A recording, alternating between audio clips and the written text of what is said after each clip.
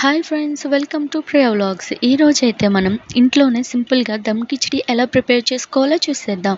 ముందుగా ఒక 3 onions, 3 tomatoes, 3 చిల్లీస్ని ఇలా స్లైసెస్ కింద కట్ చేసుకొని పక్కన పెట్టుకోండి.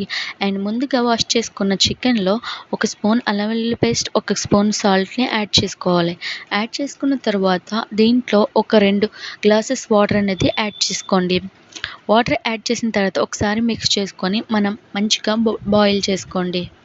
అండ్ ఇలా అయితే బాయిల్ అయిన తర్వాత దీనిని వాటర్ని అండ్ చికెన్ని సపరేట్ చేసుకోండి. అండ్ మనం ముందుగా రైస్ని అనేది ఇలా నానబెట్టుకోవాలి.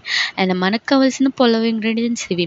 అండ్ ఒక ప్యాన్లో ఒక ఆయిల్ వేసుకొని మనం ముందుగా చూపించిన ఇంగ్రీడియంట్స్ అనేవి దాంట్లో యాడ్ చేయండి.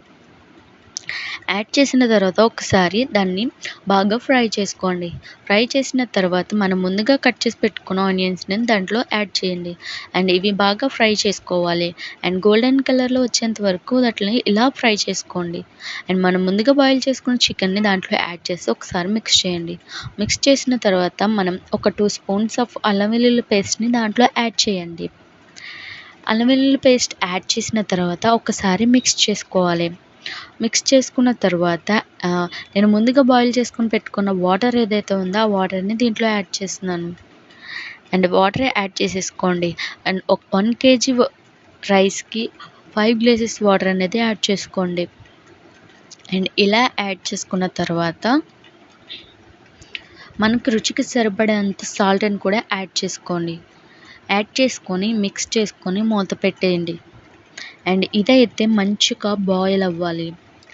అండ్ ఇలా వీడియోలో ఎలా చూపిస్తున్నానో అలా బాయిల్ అయిన తర్వాత మనం ముందుగా నానబెట్టుకున్న రైస్ని యాడ్ చేసేయండి. యాడ్ చేసిన తర్వాత ఒక 10 మినిట్స్ మూత పెట్టేయండి. అంతే, గుమగుమలాడే దమ్ కిచిడి రెడీ అయిపోయింది. And please subscribe to my channel.